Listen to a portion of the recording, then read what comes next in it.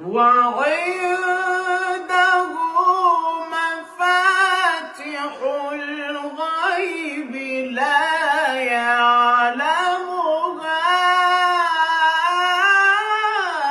إلا هو ويعلم ما في البر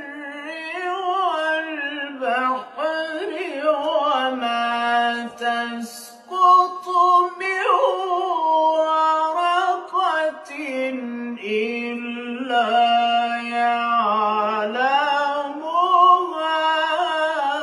الله يفتح عليك يا شيخ محمد.